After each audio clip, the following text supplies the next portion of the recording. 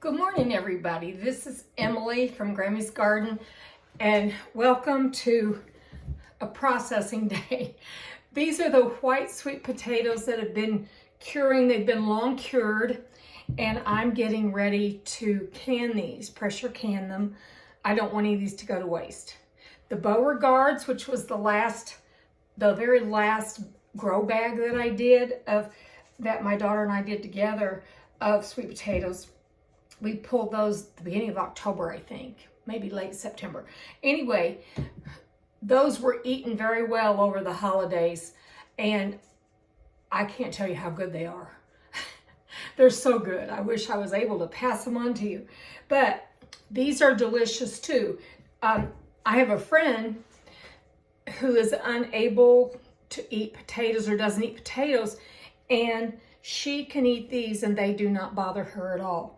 And they taste so much, they're like a sweet potato. So let's get started. I'm not gonna go through all the canning process because of the fact that I have a video already on canning sweet potatoes. So you might wanna look that up. It's in a playlist from last year. So, I wanna show you this. You know how I'm always talking, just a second.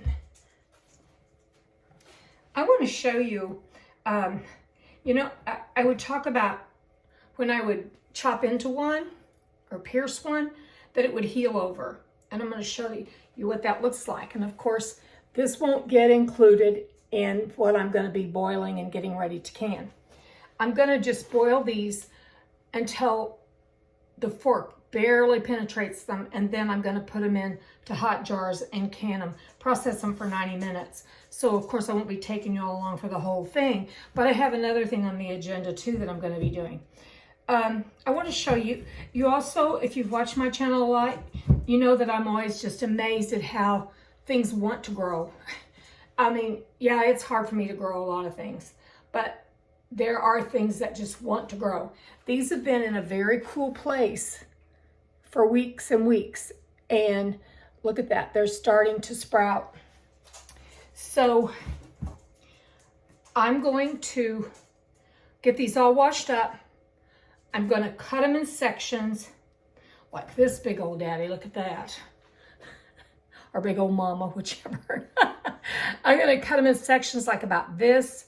This one will be in about 4 pieces, and I'm going to wash them real good, boil them with the skins on, take them off when they're just not fork tender, because that would be all the way through. I just want to be able to penetrate the skin and feel a little bit of the flesh, because when they're in that pressure canner, last year what happened to some of my sweet potatoes is they just went to mush practically. By the time I was taking them out of the jar, they were almost like mush. Also, I'm not doing a simple syrup on these or any sugars in them. These are going to go in the jar with hot water, and that's going to be it, because I want to bring them out and do whatever I want to do with them. And I put a few of these aside that I wanted to show you. When they're this size, right here, I'm not going to can these, but I'm going to eat them. And what I'm going to do with them is I'm just going to cut them into like French fries and eat them that way. I've never done it. I hear lots of people talk about it and how delicious they are. So, excuse me, I'm kind of like, I've got an agenda, but I did want to do a video with you all today because it's been a while. So I'm gonna wash them, get them in the pots, and when I'm done with that process, I'll show that to you.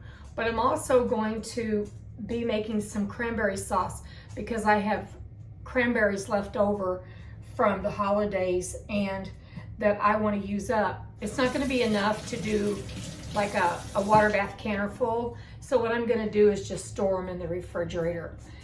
I'm hoping to get like 2 pints, but your own cranberry sauce, you can doctor it up however you want, just like you can what you get at the store. So I'm going to get these going and I'll be back.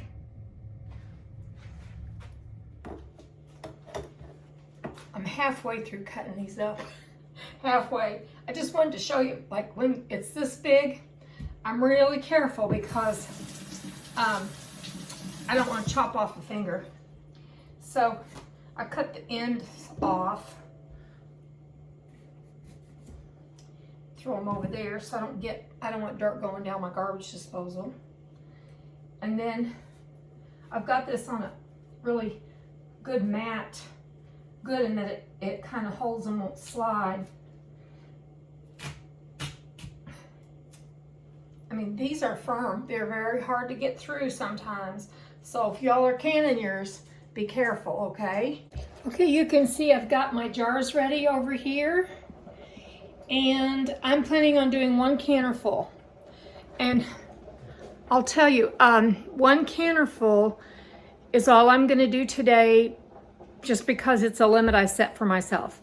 So I'm gonna do 1 canner full, and any of the extra I have, which I'm gonna have extra, I think, I'm going to puree it and I'm gonna freeze it. And then I can just pull out a bag of it when I want to, and I'll have it. So let me show you over here on the stove. You see how big these pots are? Those are some big pots. And then I put some aside to just eat as well. But my favorites are really the Beauregards. But I noticed that with these, as I was cutting them, I hadn't eaten any of these in 2 months. And they're really, really sweet. When I'm smelling them cooking, they smell very sweet. So probably that extra hardening off that they got in that cool environment really has helped them get sweeter. So I'll let y'all know if that's the way that turns out. So I'm back to it, and it will probably be more than a canner. I could probably almost get 2 canners full. We'll see. We'll see together, okay? This is about half of the potatoes that's going to go in this canner.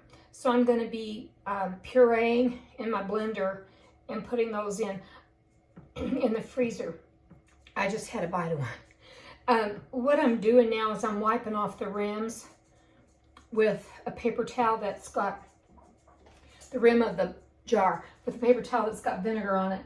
That's because some of these jars, you know, even though I told you just to parboil them, you know, don't boil them so you could get a fork in them, mine still got pretty soft. So I don't want them to turn to mush in the jars. I may have to switch this out, because just putting them in the jars, they got pretty mushy. So I'm going to show you this one step. Let me get my funnel. I'm going to get some hot water off the stove. I've got my pressure cooker ready, so that whenever I put this hot product in the pressure cooker, I don't want it to cause a jar to break because the pressure cooker's cold. So I'm just going to add this up to, I'm going to make sure, yep, that's about right. A little bit more. And I did put vinegar, a splash of vinegar in my pressure canner, and that helps keep my jars looking nice on the shelves. I've got my rings and everything ready to go. So I'll go ahead and complete this step, and then when I'm ready to take it out, because it's 90 minutes once it reaches a certain point, so I can count on having like an hour and a half into this. No, that's 90 minutes. It's probably going to be more like about 2.5 hours. So I'll see you later. Okay, this has been shut off for 45 minutes, a little more than that. All of my gauges show me that it's safe to do this. So when I take this weighted thing off, it's not hot to the touch. Now I turn the lid away from me when I unlock it. I'm going to unlock it and then I'll get my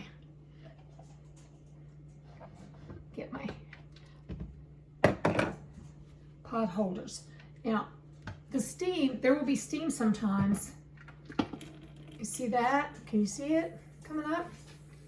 You don't want that in your face, needless to say. I'm trying to smell to see if there's been any siphoning, which means some of the food or liquid has come up out of the jar into the water. And it does smell kind of like that's happened.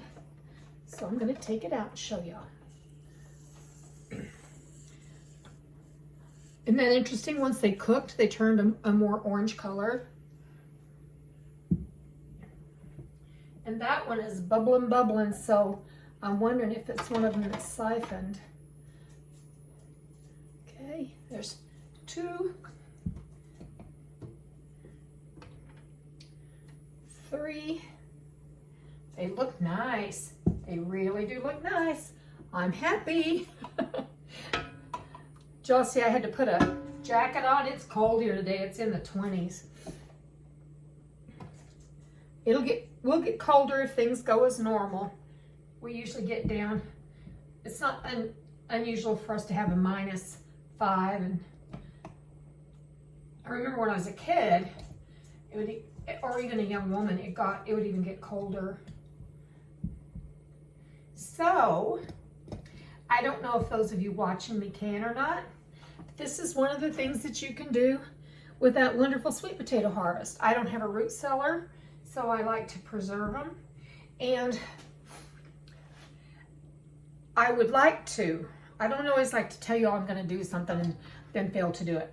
What I'd like to do is show you how I puree the sweet potatoes that were almost this amount that I just took out. When I cooked it, I put it in the refrigerator. I want to puree it and put it into bags. I'm going to puree it and put it in bags. But I thought about even making it in a couple bags into something, like have it prepared to go. With these potatoes, even though they have a very sweet flavor, they're not nearly as sweet as the bright orange fleshed ones are. The Beauregards that I used at Christmas and Thanksgiving. These aren't. So I'm thinking about doing a savory kind of dish, which I think you could do that pretty easily with it. So that's it. We have some lovely, lovely sweet potatoes to put in our pantry. And I'm happy about that. And there's the light shining in my eyes from my window. So here we go. Y'all can see. Looks nice, doesn't it? Okay, I'm going to turn. There's still a reflection. I want you all to have a wonderful new year. Have a great day.